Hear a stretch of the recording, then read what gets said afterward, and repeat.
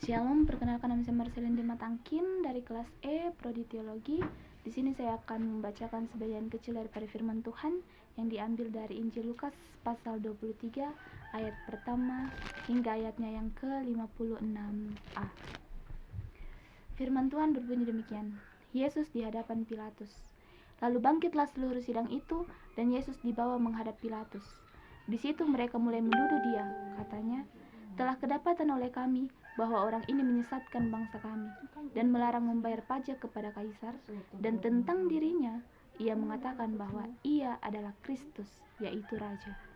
Pilatus bertanya kepadanya, "Engkaukah raja orang Yahudi?" Jawab Yesus, "Engkau sendiri mengatakannya." Kata Pilatus kepada imam-imam kepala dan seluruh orang banyak itu, "Aku tidak mendapati kesalahan apapun pada orang ini." Tetapi mereka makin kuat mendesak. Katanya, "Ia menghasut rakyat dengan ajarannya di seluruh Yudea. Ia mulai di Galilea dan sudah sampai ke sini." Ketika Pilatus mendengar itu, ia bertanya, apakah orang itu seorang Galilea. Dan ketika ia tahu bahwa Yesus seorang dari wilayah Herodes, ia mengirim dia menghadap Herodes, yang pada waktu itu ada juga di Yerusalem. Ketika Herodes melihat Yesus, ia sangat girang, sebab sudah lama ia ingin melihatnya, karena ia sering mendengar tentang dia. Lagi pula ia mengharapkan melihat bagaimana Yesus mengadakan suatu tanda. Ia mengajukan banyak pertanyaan kepada Yesus, tetapi Yesus tidak memberi jawaban apapun. Sementara itu, imam-imam kepala dan ahli-ahli Taurat maju ke depan dan melontarkan tuduhan-tuduhan yang berat terhadap dia. Maka mulailah Herodes dan pasukannya menista dan mengolok-olokkan dia.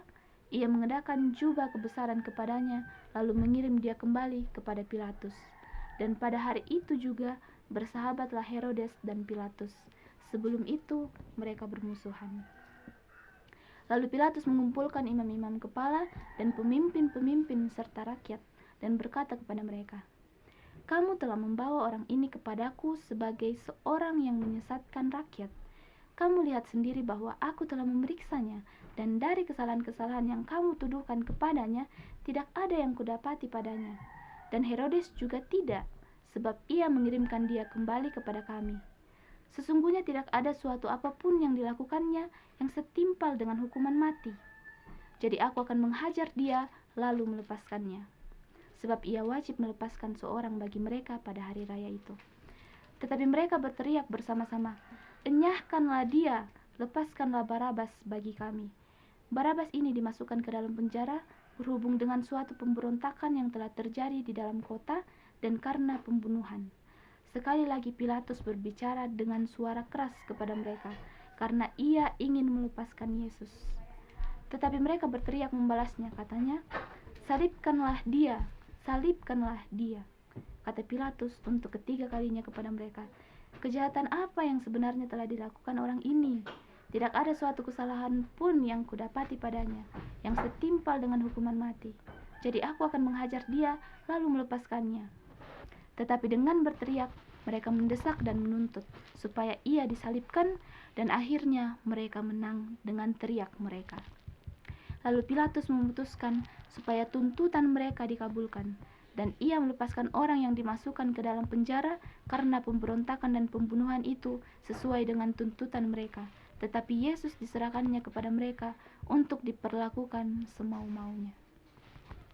Ketika mereka membawa Yesus, mereka menahan seorang yang bernama Simon dari Kirene, yang baru datang dari luar kota, lalu diletakkan salib itu di atas bahunya, supaya dipikulnya sambil mengikuti Yesus.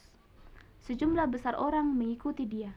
Di antaranya banyak perempuan yang menangisi dan meratapi dia.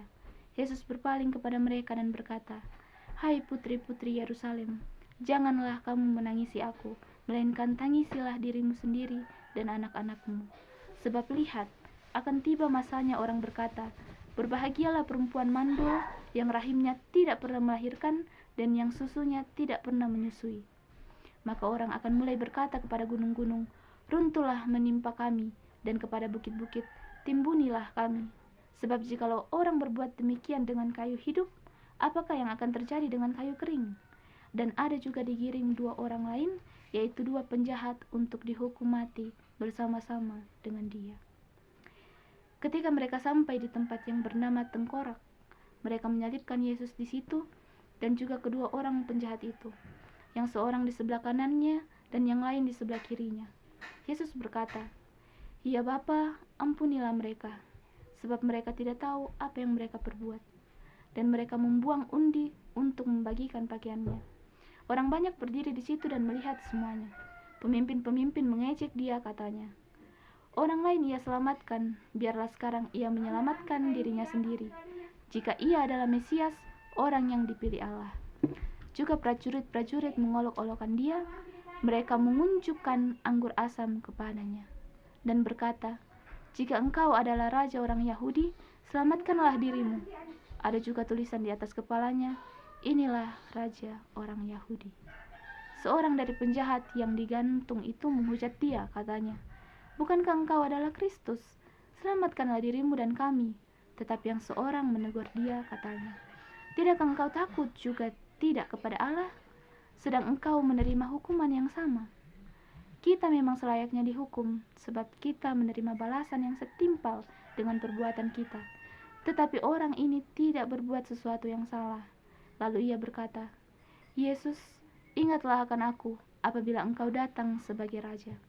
Kata Yesus kepadanya, "Aku berkata kepadamu, sesungguhnya hari ini juga engkau akan ada bersama-sama dengan aku di dalam Firdaus."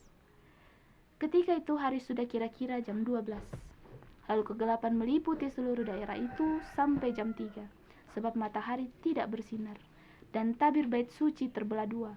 Lalu Yesus berseru dengan suara nyaring, "Ya Bapa, ke dalam tanganmu kuserahkan nyawaku."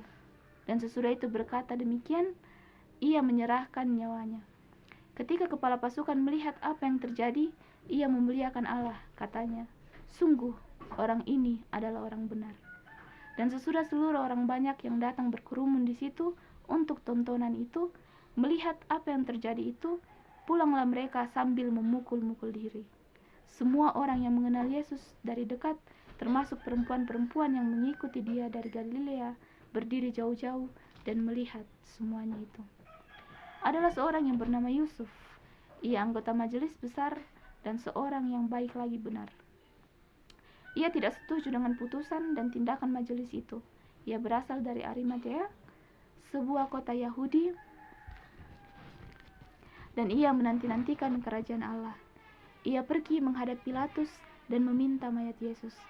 Dan sesudah ia menurunkan mayat itu, ia mengapaninya dengan kain lenan, lalu membaringkannya di dalam kubur yang digali di dalam bukit batu, di mana belum pernah dibaringkan mayat.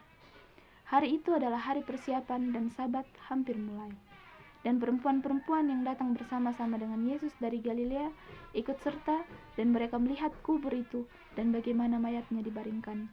Dan setelah pulang, mereka menyediakan rempah-rempah dan minyak mur. Terpujilah Tuhan. Shalom.